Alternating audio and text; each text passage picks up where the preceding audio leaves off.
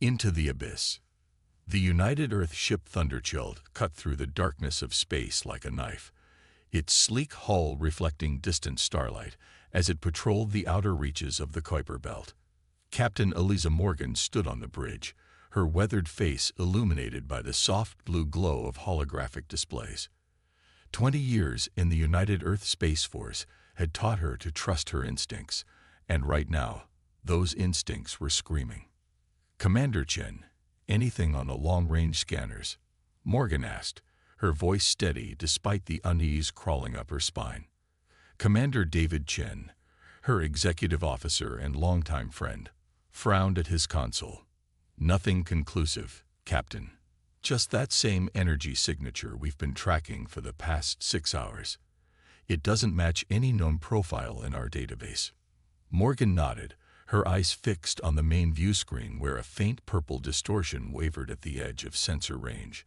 Humanity had expanded throughout the solar system over the past 50 years, establishing colonies on Mars, the Jovian moons, and even the distant reaches of the Kuiper Belt. But they had yet to encounter any sign of intelligent extraterrestrial life. The universe had seemed vast and empty, until now. "Lieutenant Rosario, open a channel on all frequencies," Morgan ordered. "Standard first contact protocol." "Aye, Captain," the communications officer responded, her fingers dancing across her console. "Broadcasting universal greeting package." The bridge fell silent as the message, a carefully crafted combination of mathematical sequences, simple pictographs, and basic language primers, streamed out into the void. It was humanity's handshake, extended into the darkness with hope and trepidation. Minutes stretched into an hour with no response. The anomaly continued to pulse, its energy signature fluctuating in patterns that the ship's AI determined were non-random. "Captain," Chief Engineer Tariq Ahmed called from his station, "I'm detecting a massive energy surge from the anomaly." Before Morgan could respond, the view screen flared with blinding intensity.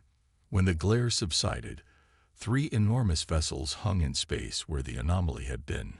Sleek, obsidian structures that seemed to absorb rather than reflect light, their surfaces rippling like oil on water. "Tactical analysis," Morgan ordered, her throat suddenly dry. Lieutenant Commander Jackson, the tactical officer, shook his head in disbelief. "They're massive, Captain.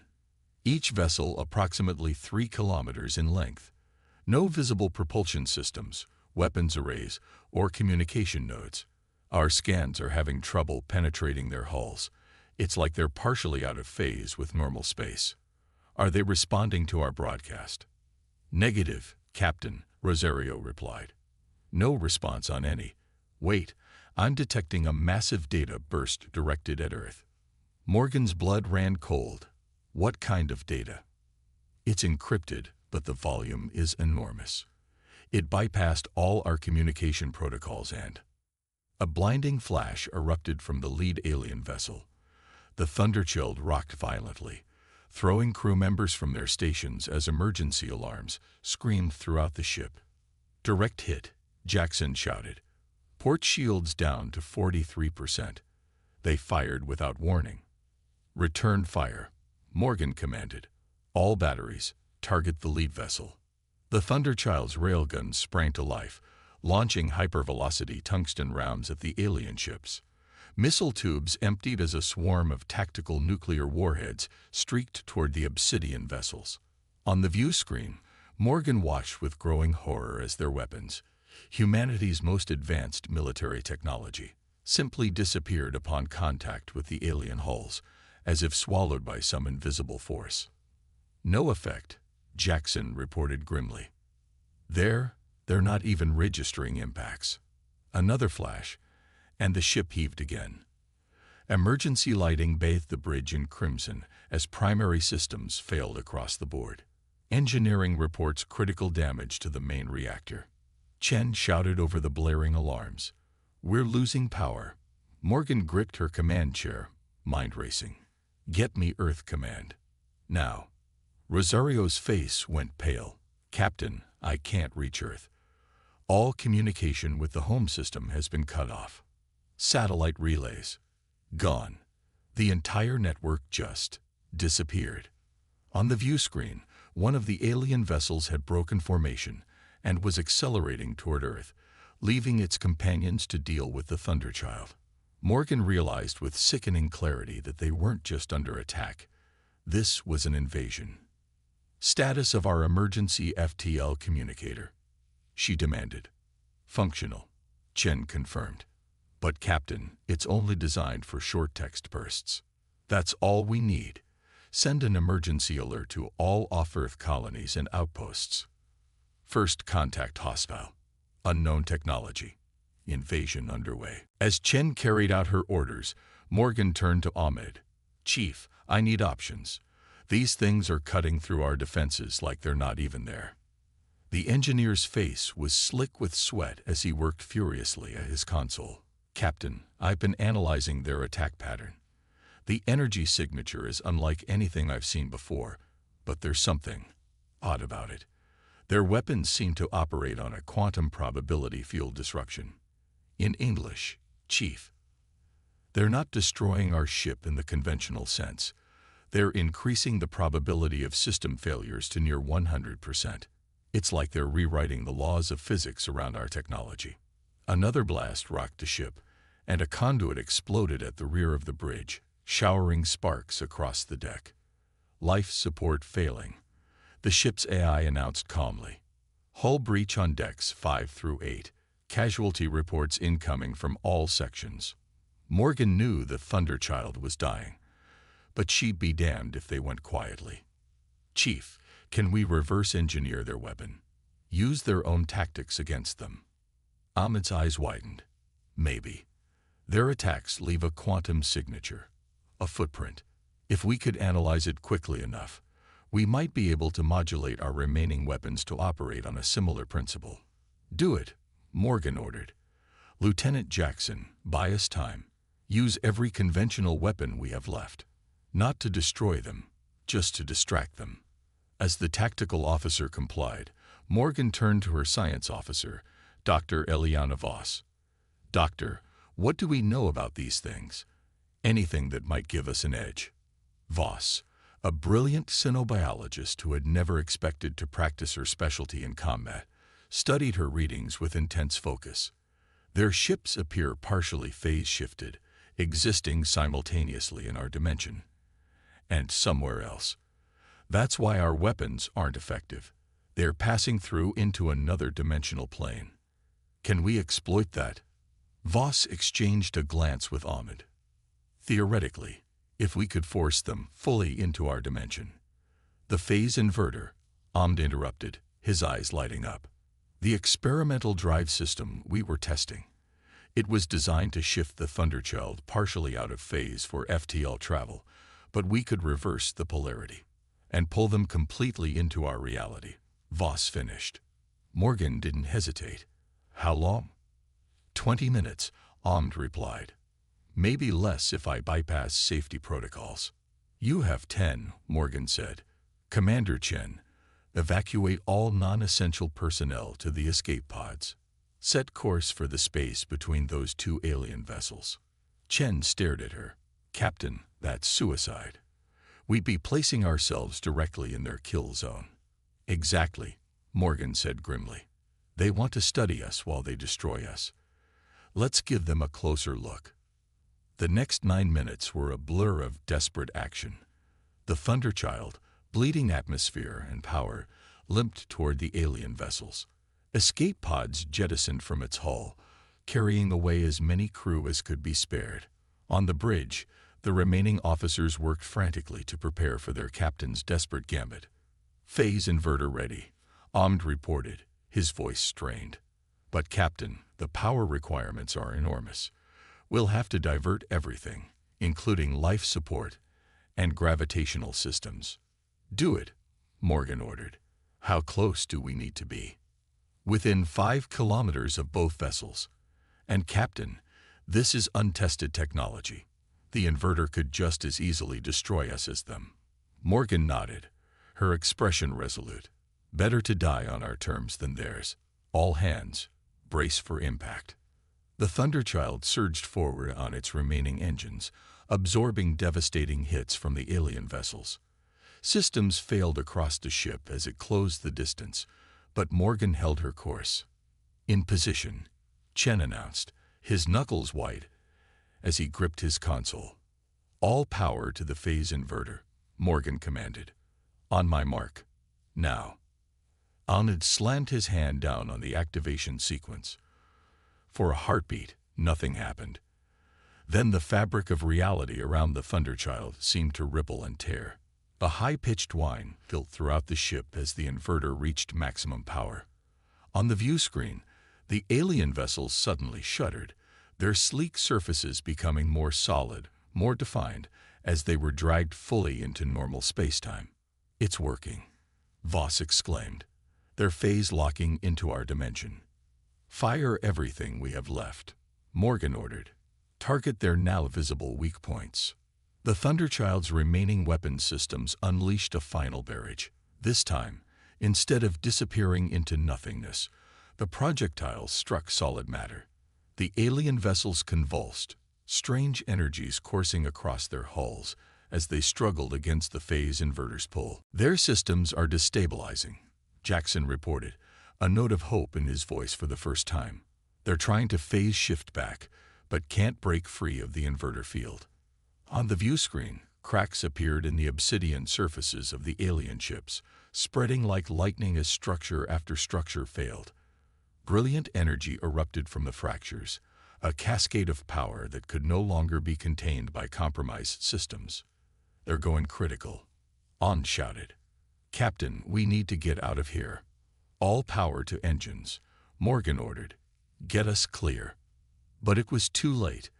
As the alien vessels began to disintegrate, a shockwave of unimaginable power radiated outward. The last thing Captain Morgan saw before darkness claimed her was the bridge ceiling collapsing in a shower of sparks and twisted metal. Defiance of extinction. Captain Eliza Morgan awoke to the taste of blood and the sound of emergency klaxons. She blinked, disoriented, as Medical Officer Dr. Hassan Patel leaned over her with a portable scanner. Easy, Captain, he cautioned. You've got a severe concussion and 3 broken ribs. Morgan pushed herself upright, ignoring the explosion of pain in her chest. The ship, the aliens? Commander Chen appeared at her side, his face streaked with soot and dried blood. We're alive, Captain. Barely. Life support is functioning on minimal power. Engines are offline. But we destroyed them. Both alien vessels were completely obliterated when they couldn't maintain their phase variance. And the third vessel? The one heading for Earth. Chen's expression darkened. Still on course. We've been monitoring Earth broadcasts. It's bad, Captain. The alien ship arrived 6 hours ago and has deployed smaller craft to multiple locations on the planet. Earth's defense grid failed almost instantly. Morgan closed her eyes briefly, absorbing the devastating news. Communications. Limited. The emergency FTL communicator is still functional. We've been receiving fragmented transmissions from Earth and the colonies. The Mars Defense Force is mobilizing, but they're hours away from engagement range. Get me up, Morgan ordered, pushing aside Dr. Patel's protests. I need to see the situation for myself. Supported by Chen, Morgan made her way to what remained of the bridge. Half the ceiling had collapsed, and several stations were little more than twisted heaps of metal. Lieutenant Rosario worked furiously at a jury-rigged communications array, while Dr. Voss and Chief Ahmed huddled over a makeshift engineering terminal. Captain on deck, Chen announced. The surviving bridge crew snapped to attention despite their injuries and exhaustion. Status report, Morgan demanded, lowering herself carefully into her damaged command chair. We've analyzed the debris from the destroyed vessels, Voss reported. Their technology is unlike anything humanity has encountered, based on principles that defy our current understanding of physics. But we've confirmed our theory. They exist partially out of phase with our reality, which gives them their advantage. And the phase inverter. Can we weaponize it? An shook his head grimly. The inverter core was destroyed in the explosion. We couldn't build another without specialized equipment. Morgan absorbed this setback, her mind racing. What about Earth? Do they have any defensive capabilities left? Scattered resistance, Rosario replied. Military bases in hardened underground facilities are still fighting back, but major cities are under direct attack. The aliens are deploying some kind of energy field that alters probability within its radius. Like their weapons, Morgan murmured. But on a massive scale, Voss added. Within these fields, mechanical systems fail at unprecedented rates. Electronic systems corrupt. Even biological processes become unpredictable. They're rewriting the rules of existence itself, An said, his voice hollow. It's not an invasion. It's an extinction event. Morgan stared at the view screen, which showed only static interspersed with fragmentary images of devastation on Earth. Humanity's cradle was burning, and the Thunderchild, their only ship to successfully strike back against the invaders, was crippled beyond repair. There has to be something, Morgan insisted. Some vulnerability we can exploit. The phase inverter worked. We proved they can be forced fully into our reality and destroyed. A silence fell over the bridge, broken only by the sporadic beeping of damaged equipment. Then Dr. Voss straightened suddenly, her eyes widening. The quantum signature, she said. Every weapon they've deployed, every field they've generated, they all carry the same quantum signature. It's like a frequency that allows them to maintain their phase variance. A carrier wave, Ahmed realized, excitement building in his voice. If we could disrupt that frequency across a wide enough area, we could force all of their technology to phase lock into our reality simultaneously, Voss finished. Morgan leaned forward, ignoring the pain in her ribs. How? The phase inverter is destroyed. We don't need the inverter, Ahmed said, fingers flying across his terminal. We just need to broadcast a counter-frequency, an inverted wave that cancels out their carrier signal. Earth's satellite network is down, Chen pointed out. Even if we could generate this counter-frequency, we have no way to transmit it globally. Lieutenant Rosario looked up from her console. Actually, Commander, we might. The global emergency broadcast system was designed to survive catastrophic attacks. If even one of its transmission hubs is still operational, can we reach them? Morgan asked. I've been trying to establish contact with any surviving military installations, Rosario replied. There's one signal that keeps cutting through the interference, a hardened facility beneath the Rocky Mountains. They're still fighting. Get them on the line, Morgan ordered. Now. After several tense minutes, the view screen flickered to life, revealing the gaunt face of General Hiroshi Tanaka. Behind him, the emergency command center was a hive of desperate activity. Captain Morgan, Tanaka greeted her, surprise evident in his tired eyes. Intelligence reported the Thunderchild destroyed. Nearly, General. We managed to take down 2 of their vessels using an experimental phase inverter. Is the global emergency broadcast system still operational? Tanaka's expression tightened. Partially. We control 3 transmission hubs, but we're losing ground. These things, whatever they are, they're methodical. They're not just attacking infrastructure. They're altering the fabric of reality around our defenses. We know, Morgan said, and we might have a solution. My science and engineering officers have identified the quantum frequency that allows their technology to remain partially out of phase with our dimension.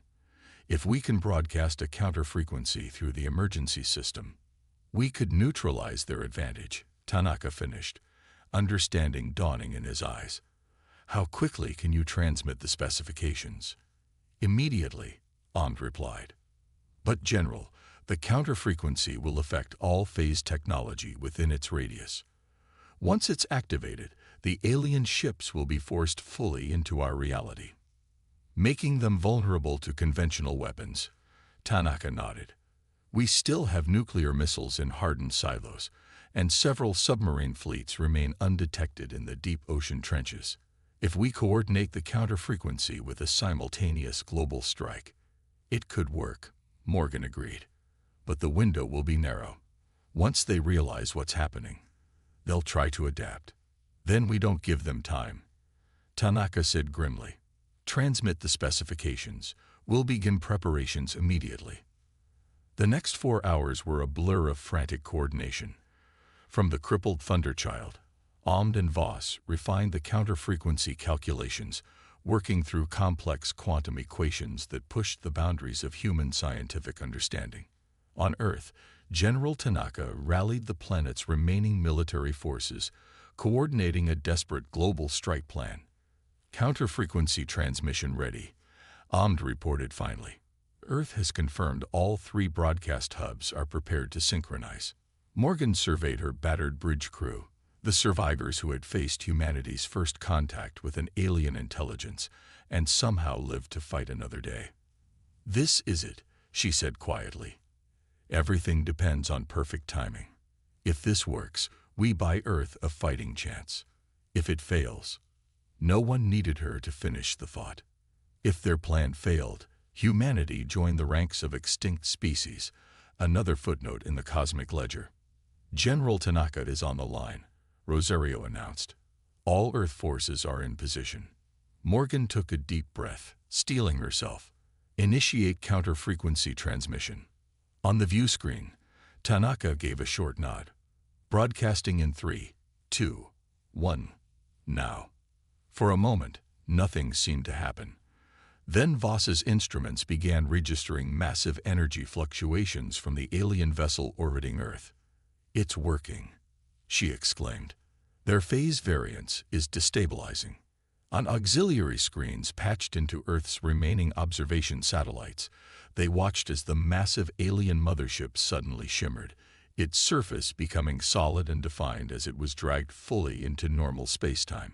Smaller craft deployed around the planet likewise convulsed, their imposing presence suddenly rendered vulnerable by the loss of their dimensional advantage. Earth forces reporting successful phase lock, Rosario relayed.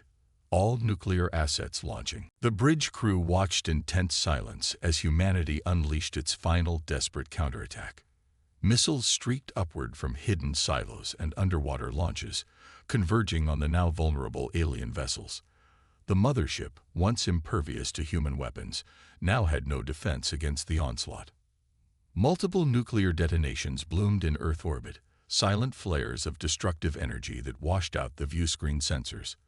When the interference cleared, the alien mothership was breaking apart, massive sections shearing away as secondary explosions rippled through its structure.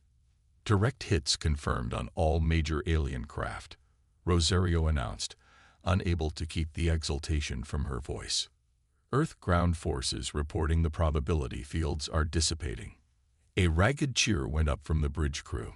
Morgan allowed herself a small smile, though she knew the victory had come at a terrible cost. Billions dead, Earth's infrastructure in ruins, and the looming question of whether more alien vessels would follow. Captain, Voss said quietly, studying her readings with a furrowed brow. There's something else. The counter-frequency didn't just affect their technology. Explain, Morgan demanded. The aliens themselves, they appear to have been partially phase-shifted beings. When we forced their technology fully into our dimension, we forced them as well, Morgan realized, making them vulnerable to our environment. Voss nodded. The survivors on Earth report the alien invaders are disintegrating, as if our reality itself is toxic to their biology. A heavy silence fell over the bridge as the implications sank in. They hadn't just defended themselves. They had discovered an existential weakness in an enemy that had clearly destroyed other civilizations before encountering humanity. General Tanaka is requesting to speak with you, Captain, Rosario said, breaking the silence. The general's face appeared on screen, exhaustion evident in every line, but with a fierce pride in his eyes. Captain Morgan, on behalf of what remains of Earth's united governments, I thank you and your crew. Your discovery has saved our species from extinction. Morgan nodded solemnly. The cost has been high, General. Yes, Tanaka agreed. But we survive. And more importantly, We now understand what we face. The long-range sensors are detecting more anomalies at the edge of our solar system, similar to the one that preceded this attack. They're coming back, Morgan said grimly. Yes, but this time, we'll be ready. Tanaka's expression hardened with resolve. Humanity has always excelled when facing extinction, Captain. These beings, whatever they are, made a fatal error. They underestimated our capacity to adapt, to reverse engineer, to turn disadvantage into opportunity. As repair crews worked to restore the Thunderchild's basic functions, Morgan stared out at the stars. Somewhere out there, more of the phase-shifted aliens were coming, perhaps an entire civilization bent on humanity's destruction. But they would find not the easy conquest they expected, but a species forewarned and forearmed with knowledge of their greatest weakness.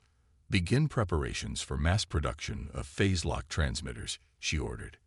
And send word to all colonies. This was only the first wave. We need every ship, every weapon, every scientist focused on developing phase technology. The battle for Earth had been won at devastating cost. The war for humanity's survival was just beginning. But for the first time since the Obsidian ships had appeared, Morgan felt something beyond grim determination, a spark of hope. The aliens had come expecting to find helpless prey. Instead, they had awakened a sleeping giant, a species that had clawed its way to dominance on a hostile world through sheer tenacity and adaptability. Morgan allowed herself